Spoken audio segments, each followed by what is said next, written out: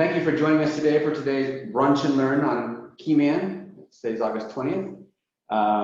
Darcy Wong, one of the developers for Keyman, will be presenting on some of the new features. As this slide shows, there are a lot of people involved in Keyman. It's a partnership between SIL, the MDIC over in Cambodia, and Pipe University here. This is what we're going to talk about today. An overview of Keyman. We're going to look at Keyman Desktop for Windows. This is when we say Keyman does work for Mac, but the presentation will be on Windows only. We'll talk about the Keyman Developer, how to make keyboards for your language. Also show Keyman for Android. Also, Keyman does work for iOS, but we're just showing them Android. And then Darcy will talk about some upcoming features. And links, and more links. All right. To begin, we're going to talk about the problem that we have. The question is, how do you convey information beyond your voice? How does it go beyond your ability to speak or beyond your ability to hear what you're saying? In history, we've solved this problem in many ways. We've used the quill and a pen. People would write down what they're trying to say, and that would last as long as the paper lasted. It was a very cumbersome, hard to produce method. You'd have scribes transcribing what was written, introducing all kinds of errors. And then we fast forward, people began to develop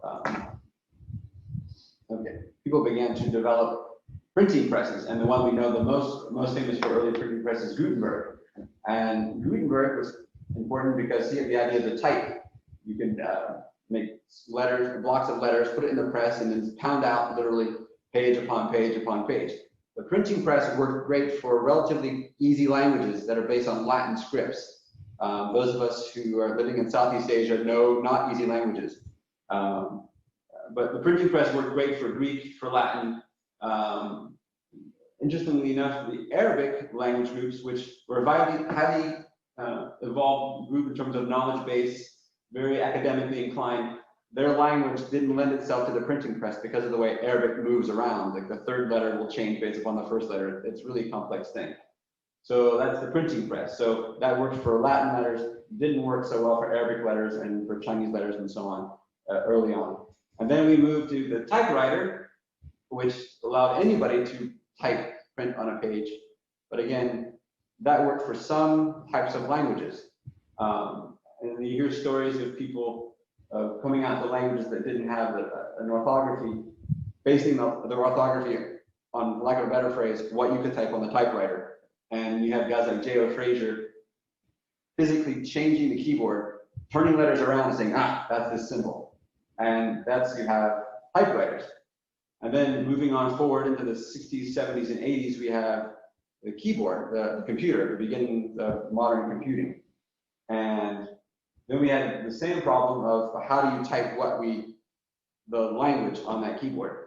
And for large languages, there was money in it, for lack of a better phrasing. So keyboards could be made for Latin letters, Romance languages, beginnings of Arabic and Chinese and other languages. But that still doesn't address the problem of what do you do with minority languages. Or even in the 60s and 70s and 80s, minority language wasn't what we meant today. That could have been the national language, and they just couldn't figure out how to type on a computer. So how do you solve that problem? Well, enter Keyman. I'm not remembering his name. In 1993, Keyman 1.0. And that's how this began. And Keyman started out as a language for being able to type Lao, has since moved on into becoming the premier method for developing keyboards for minority languages. And that's what we're going to talk about today, Keyman. And so I'm going to shift out of this is the Keyman website. I was nervous about pictures. You get there by going to keyman.com. And then this is where you can find all there is to know about Keyman in terms of how to download it.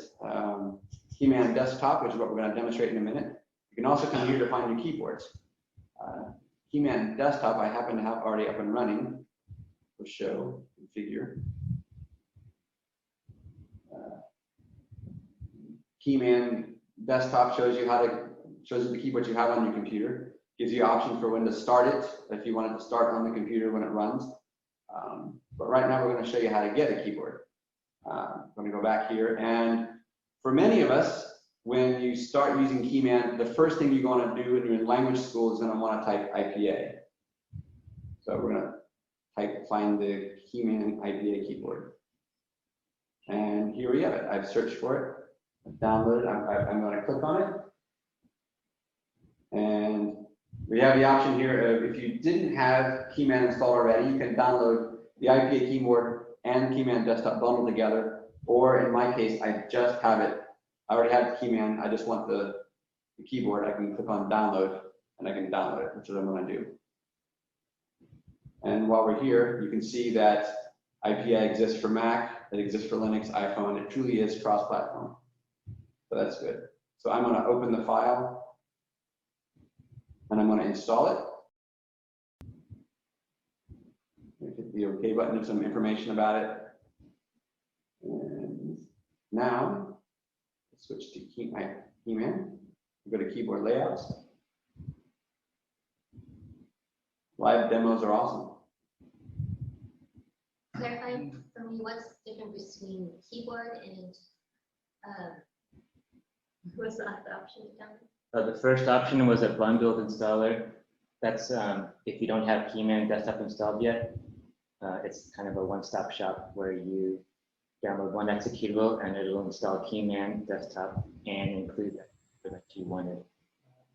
Whereas if people already had Keyman desktop, they can go for the second option, and that just installs the keyboard package. Specific language.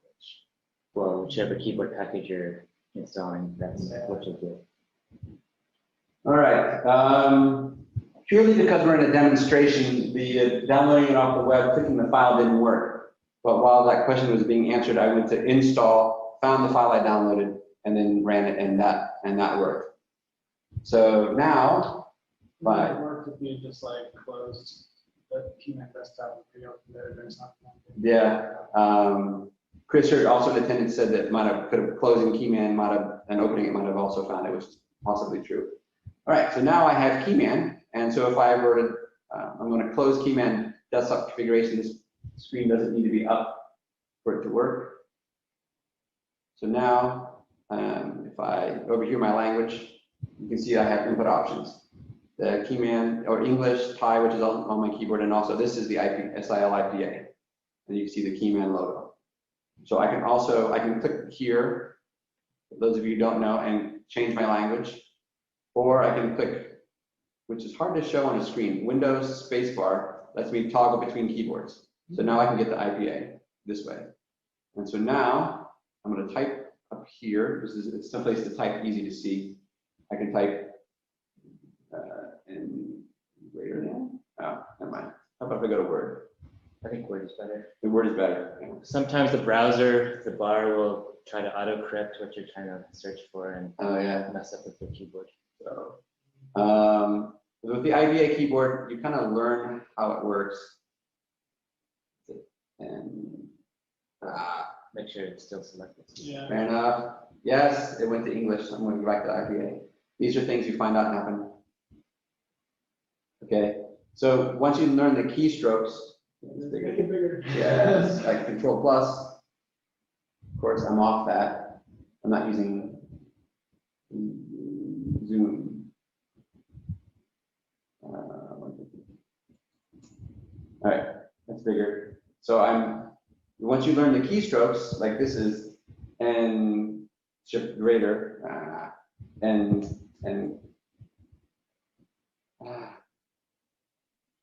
life, I've got the keyboard again. Yeah, all right, now I know exactly what I'm doing. Windows spacebar to shift to the keyboard you want, and it will toggle off depending upon the program you're using. And once you learn the keyboard layout, then you can type. And then with IPA, there's no on-screen keyboard option, but you just kind of have to learn how that works. All right. It remembers the keyboard context, right? So like if you switch to like Notepad, you're not in that keyboard anymore. Or like, does it have an application context?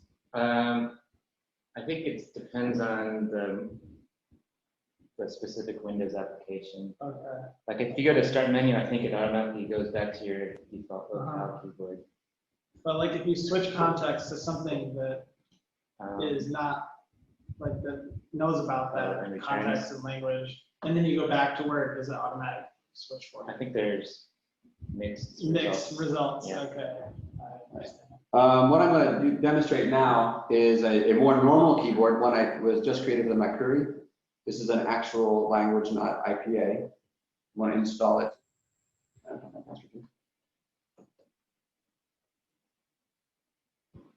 Are you running as a standard user?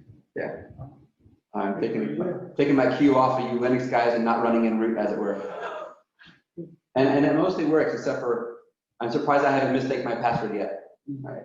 So in most keyboards, you'll get a view or a layout of what the keyboard will look like. It comes with the documentation. I'm going to hit OK here. And I'm going to hit OK here. And now I'm going to do a different screen. And I'm going to shift to Mercury. And now I can type Mercury. Mercury happens to be a lot of English. So it's A-N. But with Mercury, and with a lot of other keyboards, you have, which is what I want to show you, but if you go into the desktop mode, you can see on-screen keyboard. And as Mercury has an on-screen keyboard, you can see where things are. You gotta click on the hand. You got to click on the link to the icon.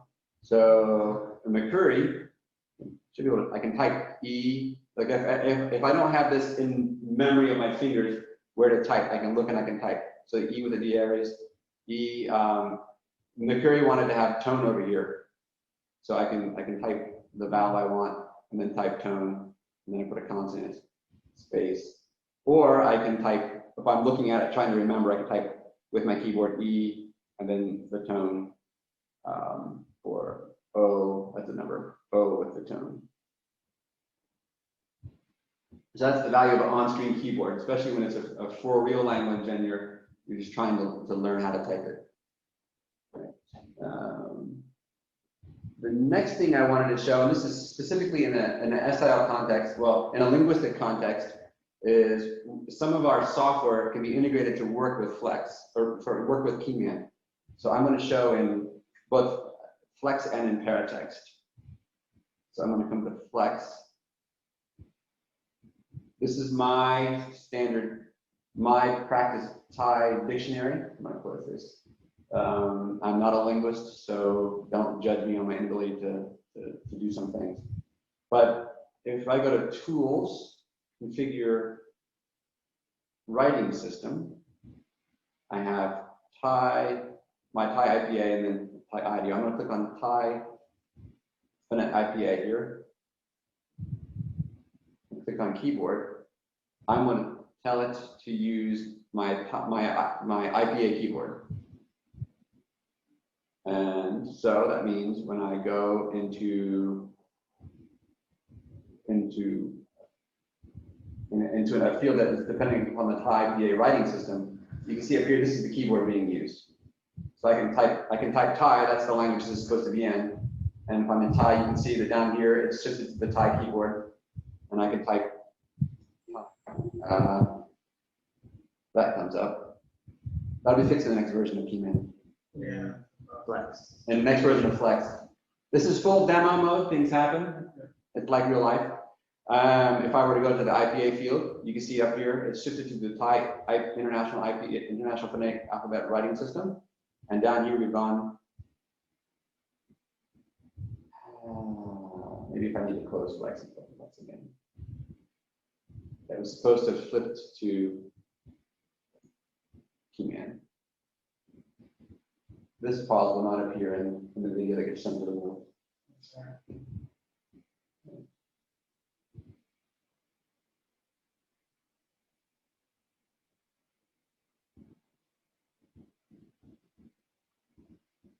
Okay, now it's an IPA. I needed to open and close Flex and open Flex. So in the Thai field, it shows Thai. In the IPA field, it shows IPA. Now, the danger here is if I go to Word, it'll remember the last field I'm in. Actually, it switched to English. Okay, yeah, go back to Flex and see it work. Yeah. They went to Thai here, Yeah. went to IBA here. There have been many a times when I have done just this, been in Flex, Yeah. in a writing system, gone to Word or Google Doc. Yeah. Probably Google Docs is the culprit, key culprit, or email, Browser. and it's like, that's gibberish. But it's something to be aware of, but that works. So I think Word's doing the right thing here. Yeah, So just out of curiosity, sure. could you change to the Thai keyboard in Word and type something?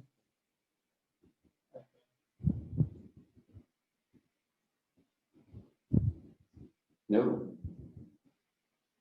Oh, Oh, here we are. I had to give it, I had to be patient. okay. So there you go. You're in Thai keyboard in Word. So now you switch back over and the switch context and you make sure that it's all. That's working. If I go back to Okay, so Word, now if you go back to Word. it's gone back to English. Ah, There must be a, okay. deep in the bowels of this, a default writing system thing. I bet if I had this set to Thai, it would revert back to the Thai keyboard. Okay, That's so what it- Word is not capturing the keyboard context Right. that you as a user specifically chose. Right. But it has some other understanding. Yeah, I'm of guessing, yeah. how- Yeah. Okay. Right. So the next software tool to demonstrate this integration is Paratext. But is that different from copy and pasting? If you tried to copy from Flex into something else, would it? It would take the Unicode value and it would paste it exactly in. Yeah, that's Where's the compliance key? Paratext. But you also have to make sure your font is capable of handling the characters you're pasting in. Otherwise, you could end up with the square boxes. In this case. Total? Yeah. For some reason, unknown to me, Paratext has decided not to run, not to come back. So I'm going to close it and open it again. This will also not appear in the. We have to have breaks for the video anyway. All right, so this is my example project, my MCA example project. I'm in the I have several books in it. This is an English project. This is in one of those other books at the back side of it. I want to demonstrate that you can choose what keyboard works with which project. So in the active project, it looks a little bit different in Paratext 9, but it's the same idea. In the active project, you go to Project and then click on Keyboard. And I've already set this project to look for the IBA keyboard. So if this were a Mercury project, I would set it to be in Mercury. And then, of course, it knows enough to know that just because you're typing a project in the language, it doesn't mean you want the notes to be in that language. You want the notes to be in a language of wider communication, perhaps. So I've told it to use the US English keyboard for notes, but Mercury for the text. So now I hit the OK button. You should just see what happens if I type E. And so if you remember in this project, yeah, Zoom and in the Mercury keyboard, the desktop keyboard, where the Q is in the QWERTY keyboard, that's where they want to have their tone. So I type E and hit the Q, and I get tone. That tells you that I'm typing in Mercury keyboard in Paratext, which would be great if this were a Mercury project. And then you can have other projects if you're a consultant or something, you have other projects, you can have each project go into a specific language. That's what I wanted to demonstrate for software integration, especially with linguistic software. The next thing to show is, so having an IPA keyboard is great because it's already there in language class. I'm not going to save those changes now. But what about if the language doesn't have a keyboard yet, or if it just hasn't developed an orthography? Keyman has an answer for that too in the form of Keyman Developer. Keyman Developer is a tool that you can use to make keyboards that work with Keyman. I'm going to show you an example of how easy this can be by opening up my example keyboard. This is a simple keyboard. I'm just going to, let's say you've already had an orthography workshop, you have an idea or a rough idea of what your keyboard, what characters you're going to use, what tone marks you're going to have. That's already been done. Now you're going to make a keyboard. And ideally, even you've got Unicode values for all these. So what you can, let's move this out of the way, so you can see, is down here in Keyman Developer, you can type the Unicode value, and then it shows you the keyboard, and you can just drag it where you want it. So let's say I'm making an emoji keyboard just because. This is a list of official emojis in Unicode. I'll do one more, the upside down one, IF643. I go back to Keyman Developer, type IF643, and I have this one, and I can put it here. And that's the key type. And I need to type IF643 right here as well. Right. Was it? I remembered this, but I don't remember right now.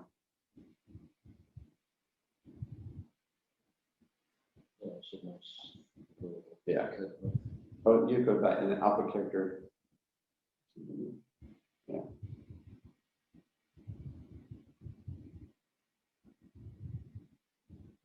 That didn't work. Yeah. Okay, I see. Yeah, that's supposed to be on this key. Oh, there we are. I was dragging and dropping, which worked, but I didn't have down here the active keyboard. Yeah. Right. So that's yeah. So if I click on what is the E, you should see that this changed to the upside down smiley. So that's just showing how simple it can be if you already know the values that you want for a simple desktop keyboard. I'm now going to show you the Mercury keyboard to see how other things, just to demonstrate that other things can be done. So this is the Mercury keyboard that we demonstrated how to use. This is the on-screen layout. You can see this is where the E is, this is where the tone is, this is where another tone is. You can set, this is the default layer. You can click Shift, and you can set the Shift layer. So you can see that the capital letters, different tone marks. This is how they wanted to have their keyboard. And if you wanted to have control options, you can select that as well. This keyboard does not. You can set the touch layout section is where you decide how it's going to look on an Android, on a smartphone. So here you can have the different layers. You have layers. You have the default, just like a regular keyboard, Shift. This keyboard had several different layers for numbers. Numbers 1, numbers 2, and this kind of followed the Google keyboard. You can set it to show. Let's go back to default. You can set it to show. You can set it to take advantage of the long press option that comes on an Android phone. Like in the E here, I've got it set to do when you long press, different things come up. In this particular language, they wanted to have the number, the traditional number available as a long press, but they also wanted to have the vowel with the tone. They didn't want to have a separate tone key. They want to have the vowel with the tone. So we have long press gets you number 3 because it's in the numbers row. E with these tones. O does the same thing. 9 with the tones. A with the tone. That's not a number, so there's no number there. These are only available via long press. And then E with the dieras with the tones. So that's how this language group wanted it. And then you work through this. This keyboard gets a bit more complicated. And then you build it, and then ultimately you can get it up into Keyman and it can be shared. That's kind of, just wanted to show the idea that this is how it can be done. Certainly, you can get help. I'd be happy to help with your making keyboards like this. The Keyman team have always been very helpful and willing to help me along with these things.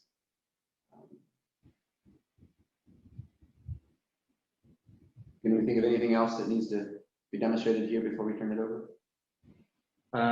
I'll just mention in this specific keyboard that for the desktop, Scott had made the rule for the letter Q to output tone, but on the touch layout, you can see that Q will output Q.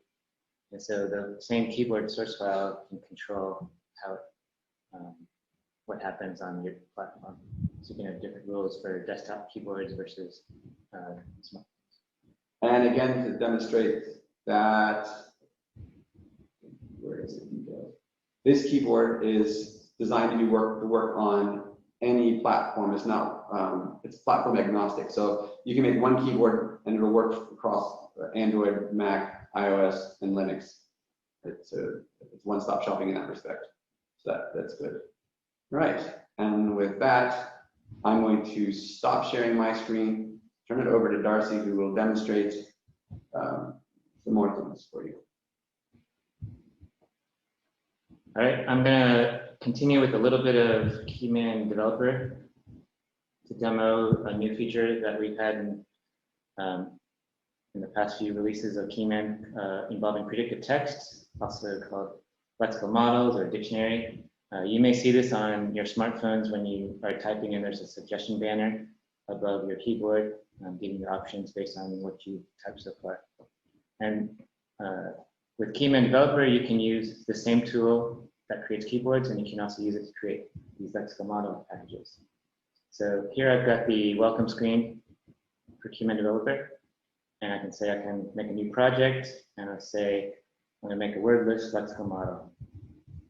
And here you're going to type in just some template information on who you are and what you're making.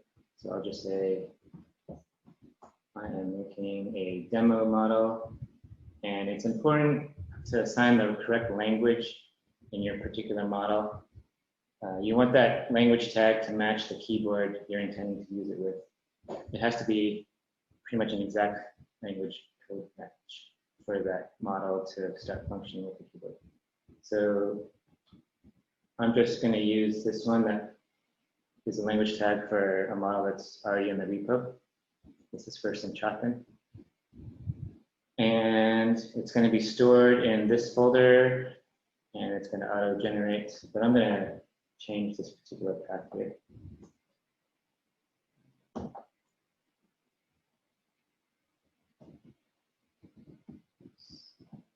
It's going to be in a folder based on the author name. And then the wizard is going to pretty much generate the project for you. You can see it's made this model file, and it's got this word list, which is basically just a text file separated by tabs. And this is where you'll take your dictionary output and have it with word frequency counts in the columns. So I'm going to close this project real quick and do a little cut, copy, paste. So this is the Sanchatan word list, and I'm going to paste it into the project we just created. Let's see here, and it's going to replace this file. Can you describe what a TSV file is? Yeah, it's a tab separated values file. So when I reopen this project, you'll see what happened. Am I right in thinking that one potential source for word list plus frequency count is in the text and word section of Flex, the concordance? It's a list of words plus frequencies used in text. I think that can be generated, Yeah. and I don't know if it exports directly to TSV or can You can massage it, but it's a way to get the number of frequency count. I've used Primer Prep Okay. for the one time I had to do it. It'll suck in all the word lists you've got, and then it'll count it all up and generate, and you can export it into this TSV file. Okay. So that might be- You can also throw it into like a spreadsheet tool and export it that way. So this is the Keyman Developer view of our TSV file, and you can see the words in the first column and the counts that they appeared. And then this third column, you can add in comments, and they just won't be included in the model when it gets built. So once you've done all this, you just compile the model and then create a package, and then you're ready to distribute that in a KMP file. That's the same similar format of what the keyboard packages that Scott had installed earlier in this demonstration. So we have keyboard packages and we have lexical model packages, and they're separate. So you're not going to have one KMP file have both of them. And underneath, it's really just a zip format. So you could open it up in WinZip or something and see what the contents are. And once you create this KMP file, then the Keyman applications can install them, at least for the smartphones, because that's the initial targets of these features. Right, so Keyman for desktop doesn't take advantage Correct. of the license model in this version. With the architecture, the Keyman for Android and Keyman for iPad and iOS or iPhones, they share similar architectures that can handle the flexible models. And the same keyboards installed for both of those platforms. So Is there a future? I think it's been requested to add it to Keyman Desktop, but because the roadmap and our limited number of engineers, it's kind of pushed out for a long way. Yeah. And then there's also complications on Windows, or at least on a desktop. You don't have a sufficient bandwidth to tap and touch. So there's some user interface to analyze. I will now share Keyman Android just to show what it looks like. Stop this one and share this one later. So here I've got the startup screen for Keyman for Android, and again, the one for iOS has similar features. This is a getting started menu, which is really meant for helping users get started in setting up the keyboard they're willing to use. Now, the apps on the smartphones, they serve twofold. One is an application that you see here where you can download, install, configure keyboards. And then also you can set it up as a system keyboard and make it available on your smartphone. And that way you can toggle between your system keyboards without having this application running. So the initial default keyboard we include with Keyman is the Euro Latin keyboard, and it basically handles all the Latin characters you need. You can see there's some options on the long presses, and it comes with a English lexical model with this package. So you can start typing, and then it'll substitute the word that you're wanting.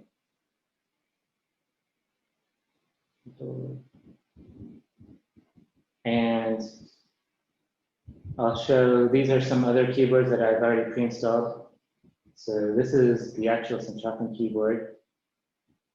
And one reason you may find the lexical model to help users is if it's a community where they're not used to spelling words, or some characters are really hard to get to, maybe inconvenient.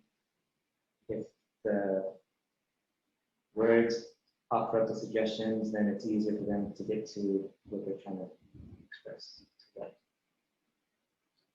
And as you see, it will replace the context. Also, in certain languages, there may be a particular order that the characters have to be input, but due to the way it's displayed, people may not be typing in the correct order. So if you have this predictive text with the suggestions with the correct order, then that can help clean up when people are typing and doing a search for things. Okay, so can you say that again? Like, or clarify that? Well, so like in Southeast Asia, there can be types where you've got vowels that are appearing left of the consonant or below or above. Then it becomes a question of, okay, what's the right way to type that letter or type that word? And Unicode has a set order for that, but many times people are just typing in whatever order they are used to, which may be correct or incorrect. And so what you end up seeing is the computer stores these, it sees the vowels or the words in different orders. And so you're not going to be able to search and find the same words if people type it differently. Right, So but if you the had user it, sees it in the yeah, exact it's same way. rendered. It's rendered in the way that they expect. Yeah. Right, because they typed it that way, they can see it. Right. But the order of the underlying point values is different, and that causes a problem with searching. Yeah. So you're saying that the predictive text feature can help to automatically clean up those. Well, it'll help replace your context with the correct spelling Yes, with the words. if you click on it. Yeah. Okay. If you don't click on it? then you're back to whatever order people are Okay. writing in. Okay. Now, this feature is still pretty new, so we still have a lot of work to do with the predictive text to handle Southeast Asian languages and word breaking and things like that. I will go into a little more overview on the actual app here. Say you've typed some stuff and you want to share it with another application. That's what this little button would do, and then you can send the stuff you typed into that particular part. Some of these are more historical features when the sharing of things wasn't as widespread as it is now with mobile devices. So the application of Keyman for Android, which is what we're seeing right now. You type in your minority language in the Keyman for Android application, and then you click share, and then you can utilize that text in another application. That is one way you could use this. This app is more of a scratch pad for people to try out and set up the keyboard to do actually want to use. Okay. Let me jump into using it as a system keyboard. Okay, that's what I was. So once let me go back into, let me install another keyboard first. So here we have a settings menu, and I will install. Here's some other keyboards I've already got, and we'll look through this catalog. Right now, it's a very long list of keyboards that exist from the Keyman. So let's say we want to look for, I'll just say, let me just grab this real quick. Put down with that. And then now we have a command keyboard in the background. So this globe button is what you will use to switch keyboards. See, we've got this new keyboard here. So once you've got the keyboard you want, you'll want to enable Keyman as one of your available system keyboards. Now, one thing in the morning said was, with your device, you might have a password that uses Latin letters, so you want to be careful what you get locked on with the lock screen. We do have, it should be fixed now, where if you have another keyboard selected and you're in the lock screen, you should be able to toggle through and get to, say, your Latin keyboard to type in your password. So I've gone through the system menus and I've enabled Keyman as one of the system keyboards. So now let's go into, let's stay on the type here.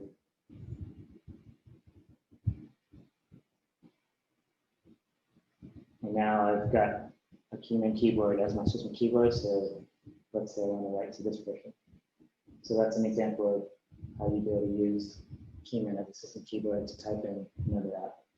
So this is actually the reason why I think this session will be valuable, what we're talking about right now. Like the things that Scott demonstrated, it's almost like people in SL are born knowing how to do that, but this is new. Like in my mind, I'm thinking like, this helps with the issues of like what Martin Hoskin talks about earlier, like was it the digital divide? Now someone can type in their minority language in Facebook, in Line, in whatever social media app of the day flavor is. You can do that here, and you can actually use this to search in our various apps, scripture app, dictionary app, in the minority language, if the keyboard is made, and they can get it. We're not demonstrating it today, but there is Paratext Lite, which you could then use to type in the minority language in your Paratext project on this. So like this is in 10 years time, SL people will be born knowing how to do this. But this is new, and this is something worth knowing about and talking about. Now to switch your system keyboard, it's different depending on your device. On this emulator, you see there's an option down here to change my system keyboard. Now I can go back to the Google one, or I can switch to the Keyman one. Some devices may have to dig into notifications or your system settings panel to get to the one you're looking for. So in the future, do you see Keyman for Android like further integrating into the OS or like distributing, so representing individual languages as a system keyboard as opposed to like a Keyman keyboard, which for the switches, or do you feel like the current implementation is actually meeting the needs? There's another tool called Keyman Builder, which can take the Keyman engine and create a custom keyboard for a specific language that's already localized for the language group.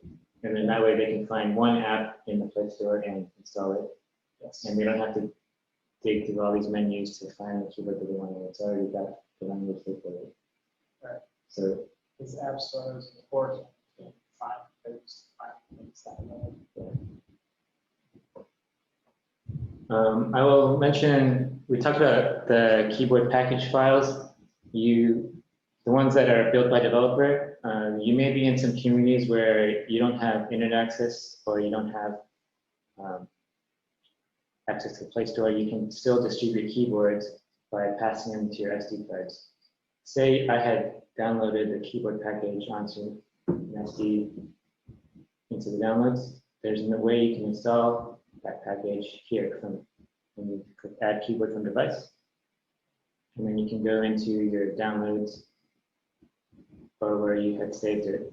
SD card. Yeah. Or whatever. And let's say I had this one already downloaded, then I can install it.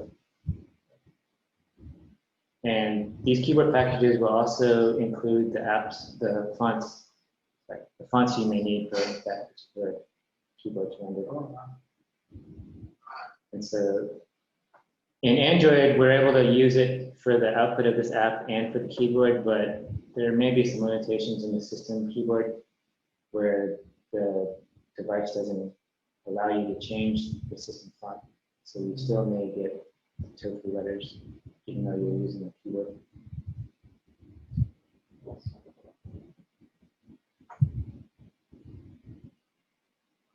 Okay, so another feature I can share is, say you've got the keyboard and you're working with somebody that wants to know where you got that. There's this information panel on the keyboard, and you can see there's a QR code where somebody else can scan that in. And if it was a keyboard, if it was a Keyman keyboard, then that link will take them to the appropriate download site on the Keyman page. And that way they can put that KMP file into the file. Well done. If it's not a keyboard that is available on Keyman, then it just shows up at this page of, hey, this wasn't found, so maybe it was created by somebody else. And you'll have to contact the author to get a hold of that keyboard.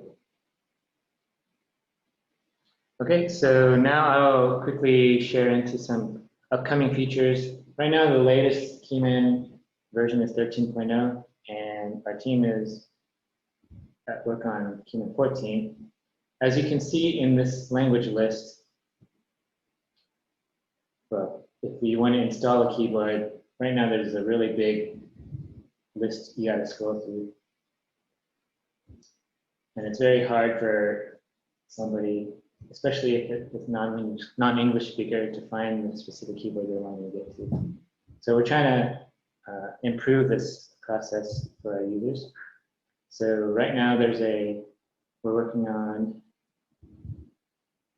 a staging site for the keyboard search. Let me share.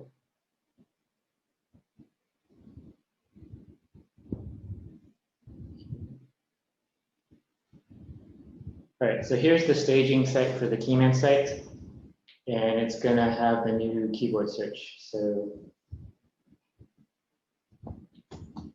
we're going to have all the apps they will point to this same page. That way there's one single place for people to search. And the search bar hopefully will be a lot easier to find things than scrolling through this list of 1,000 names. So here we can search for, say, top. And then we can see here's a list of available keyboards. And then they can click on it on their device, and then the page that shows up will be customized to whatever device they're working on. So if they're on an Android device, it'll show them links to get the Android keyboard. So on for Windows and Linux. Another thing you may notice is a lot of these GUIs in the apps are English. So that's another challenge for people in other communities. So one thing we're also working on is localizing all the apps in Keyman so that people can find the locale that they can understand and navigate through the UI. So we've started a site, translate.keyman.com. And it's not quite live yet because all our strings are still in flux, but when we're ready, then this will be a resource where people can contribute and translate the strings, and then it'll flow down to the Keyman apps. And that way, when they change their device, or if they're in a different locale, then Keyman will use those appropriate strings. Okay, so if I'll stop sharing, and then if Scott can bring up the links page on the slideshow. Share screen. It's got some final resources for people to get to. Let's go share screen. Share. We'll get to that PowerPoint with this.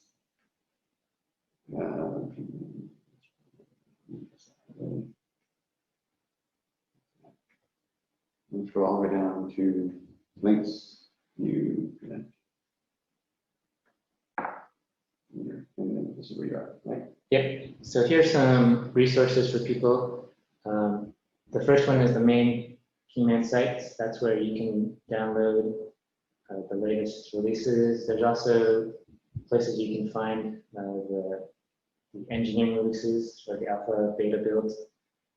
The second link is for general help, and there's a lot of resources about Keyman and the particular apps, and also keyboard help files are hosted there. There's also many guides that are written, particularly for Keyman Developer, on how to do something, either make a desktop or touchscreen keyboard. And then there's also training videos that the language technology group has made and hosted on that link. This is from some of their previous workshops with Keyman. The final link is a general support link. There's a community site forum for Keyman on this particular link, and there you can find questions and answers that people have posted and answered. It's not a guarantee that somebody will be able to answer it, but hopefully if you post something there, then somebody will get back with you and help you overcome your issues. So that's all we got today. All right. Thank you, Darcy, for taking time out to demonstrate some of the new features for Keyman. I think people will be excited about Keyman for Android and being able to type their minority languages in the various apps. Right. Thank you, and we'll go ahead and stop sharing here, and we'll close out the Zoom link now. All right.